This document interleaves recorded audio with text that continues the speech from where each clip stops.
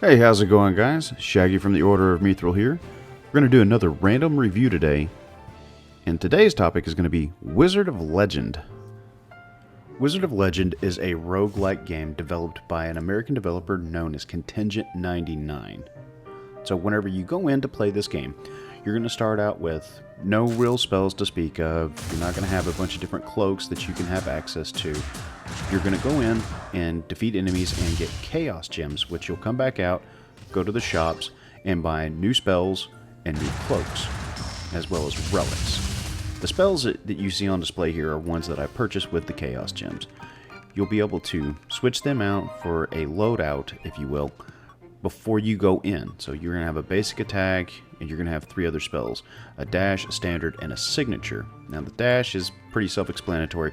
The signature is going to be basically an upgraded version of the standard spells that you have access to. It'll do more damage. It can be upgraded whenever you fill the meter underneath your health bar.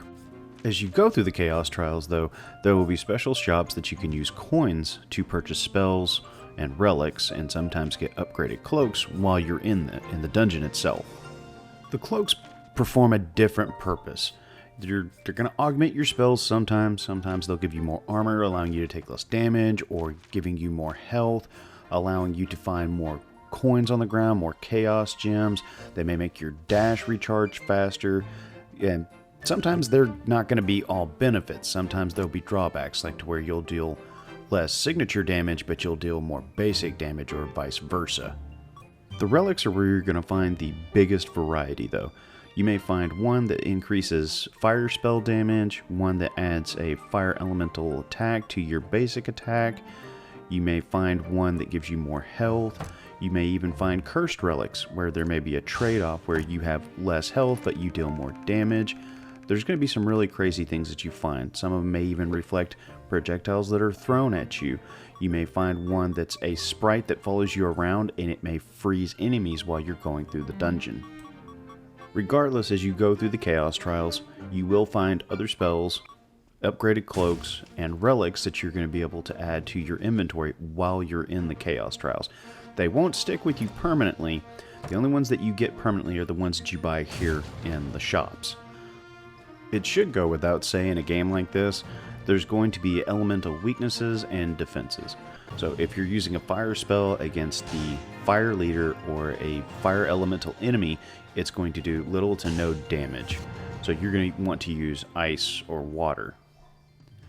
Here we get a good example of how this is a roguelike. Every time you enter into the Chaos Trials, you'll have a different set of levels to start with. So I'm starting with ice, and then lightning, and then fire here, and then going to the final boss. Every time you enter, it will be different. The layout of the map that you're on at the time will be different every time too. So every time you go into the ice trials, it's not going to be the exact same, which is one of the things that makes me feel like there's a lot of replayability in a game like this, and specifically this one. I've logged a lot of time in it and still have not felt like I'm satisfied with it. I feel like I can keep coming back to it and enjoy myself. Not only will the layouts be different and the missions that you start with be different, the shops are going to provide different types of spells and cloaks, and you may not even have the same shop every time. There's a variety of shopkeepers that can pop up randomly throughout that will offer you different advantages or different disadvantages. One of the other components that makes each run feel unique is the different mixture of spells that you can use. Right now I'm using a wind basic attack, an electrical dash attack, a wind standard attack, and a fire signature attack. You can mix in whatever type of elements that you want. They don't all have to be the same.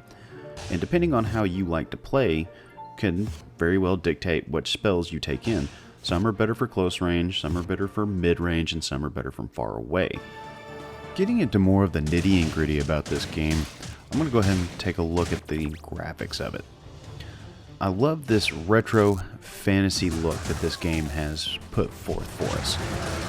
It's not dissimilar to something that you would have seen on Super Nintendo back in the mid-90s. And I always love those games, and I appreciate the way this game looks. As far as the music goes, I really love the fact that it is not chiptuned like Super Nintendo. Not that I didn't like the music from games of that era, I really feel like they did a knockout job with making the graphics and the way the music work together in this game. As far as the difficulty goes in this game, I wouldn't call it hard and I wouldn't call it normal. It's somewhere in between. You are going to have to take responsibility for the way that you're playing. If you're not dodging the attacks, if you're going in willy-nilly, you're going to have some results like what you see me having here in my playthrough. I am having some struggles in some rooms. I'm not watching the way my spells are being aimed. I'm not trying to dodge the attacks as efficiently as possible.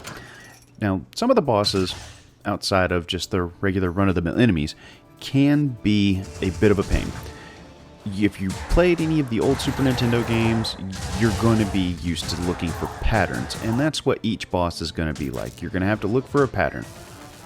Now, the game is designed for you to have some degree of difficulty whenever you get to the level bosses, and then there's going to be like the stage bosses whenever you go to, say, fight the ice boss, the final boss of that 3-level segment.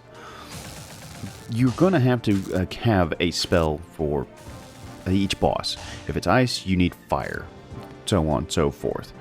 But you are going to get a chunk of damage dealt to you as you go through, and you're not going to be in tip-top shape most likely whenever you go in to fight that boss. So that's something you have to consider. How well can you move? What kind of spells do you have? Are you sure that the strategy that you have in place is going to help you out? And since the game is random, it makes it a little bit more difficult. As for the replayability of the game, I really feel like there is a lot to be had here. You have an almost endless amount of different combinations of spells, relics, and cloaks at your disposal as you try to build a loadout before you go in. But as you go into the Chaos Trials, you're going to bump into a spell vendor that may offer you a different spell that you can use.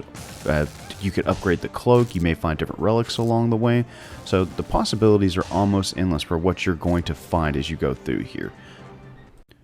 Currently, Wizard of Legend is on Xbox Game Pass. So if you're on Xbox and you pay for that subscription, you can pick it up and play it today for free. But on PlayStation, Steam, and Nintendo Switch, it is $15.99. And with everything that I've talked about in the video today, I'm going to go ahead and rate this as a wait to play. And I'm saying that because Wizard of Legend is a roguelike and it's a niche market. It doesn't have the same appeal as one of the big AAA titles, say like Call of Duty. I feel like it's a very solid game, but I feel like you may be able to take some time before you actually pick it up and play it. But anyway, that's going to be all for me today on this video, guys. Thanks for stopping by, and I hope you all have a good one.